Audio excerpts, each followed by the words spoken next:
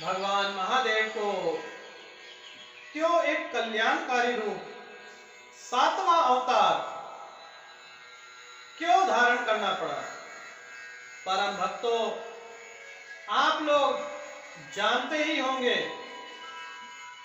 कि महादेव जी जन कल्याण के लिए हमेशा अवतार लेते हैं, लेकिन इस बार उन्हें मिलने की इच्छा हुई श्री राम भगवान से।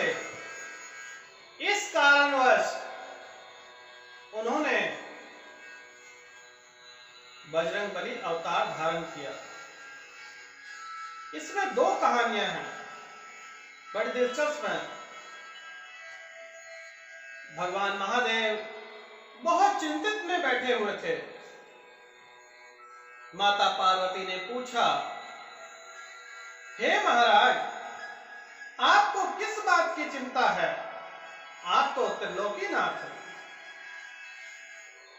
तो कहने लगे कि धरती लोक पे मेरे प्रभु श्री राम हैं और मुझे बहुत मिलने का उनसे मन हो रहा है। तो माता ने कहा, चले जाइए।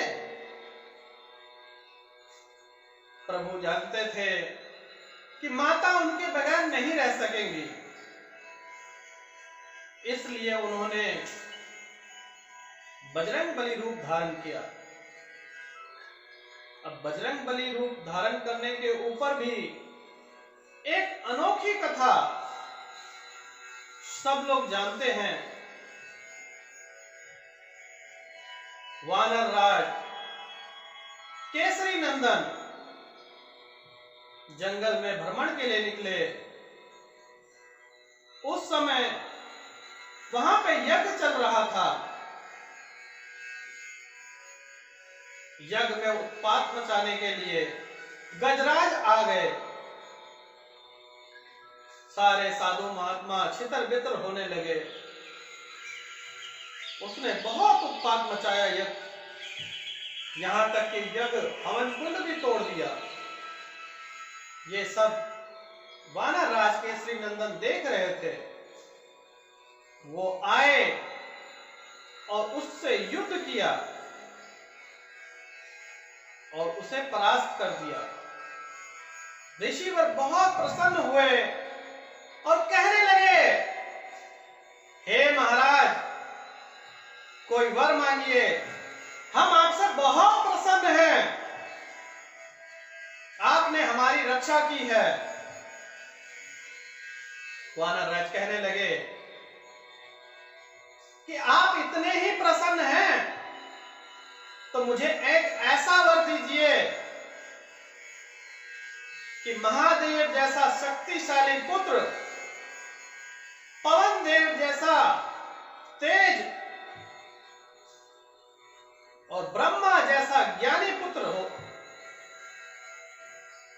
मुनिवर ने कहा, तथास्तु।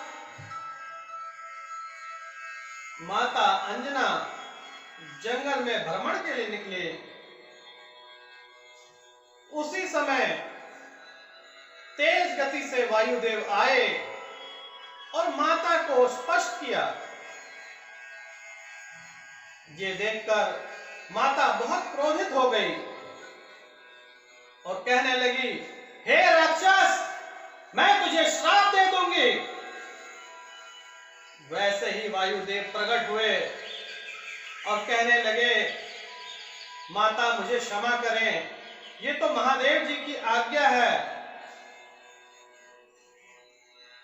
तो माता ने कहा, जैसी प्रभु की लीला। 9 महीने उपरांत केसरी नंदन के घर बालक हुआ,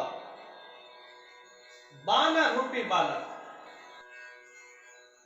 यही से कथा शुरू होती है और इनका वर्णन रामायण से लेकर महाभारत और अंत काल तक ये हमारी रक्षा करेंगे। ये इनका कल्याणकारी रूप है, ये इनका 7वां स्वरूप है। इन्होंने 7वां अवतार बजरंगबली जी के रूप में लिया, जन कल्याण के लिए लिया। अब इन्हें प्रभु श्री राम से मिलने की बहुत इच्छा हुई, मन ही मन व्याकुल थे। महादेव जी ने डमरू बजाते हुए एक मदारी का रूप धारण किया और बजरंगबली जी को बांध के श्री राम के दर्शन कराए। श्री राम भगवान के दर्शन होते ही हनुमान जी विचलित हो उठे और कहने लगे, प्रभु मुझे यहीं छोड़ दीजिए, मैं अपने प्रभु के साथ ही रहूंगा। लेकिन महादेव जी ने कहा, जब समय आएगा तो ये आपके पास स्वयं आएंगे। इतना सुनते ही बजरंगबली जी को फिर से केसरी नंदन के पास, महाराज केसरी नंदन के पास वापस छोड़ आए। जंगल में जब भटक रहे थे भगवान श्री राम, तो हनुमान जी मिले। हनुमान जी ने लंका दहन किया। कथा तो वैसे बहुत लंबी है, सुनाने बैठेंगे तो रात हो जाएगी, लेकिन थोड़ी थोड़ी कथा आप सुनते जाइए, कथा का आनंद लीजिए। भगवान श्री राम से जब मिलन हुआ, बजरंगबली जी फूट फूट के रोने लगे, हे प्रभु मेरे श्री राम, आपके दर्शन हो गए। रो रो के उनके आंसू धार बहने लगी। प्रभु श्री राम ने उन्हें गले लगाया और तब से वो उनके साथ ही रहे।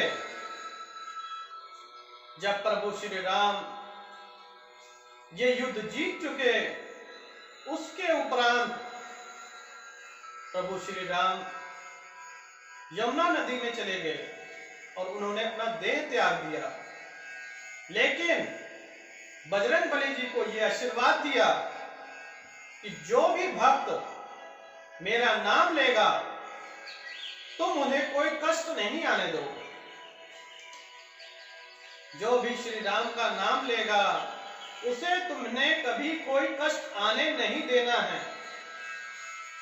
आज भी बजरंगबली जी अमर और अजर हैं और कलयुग के अंत तक वो हमारे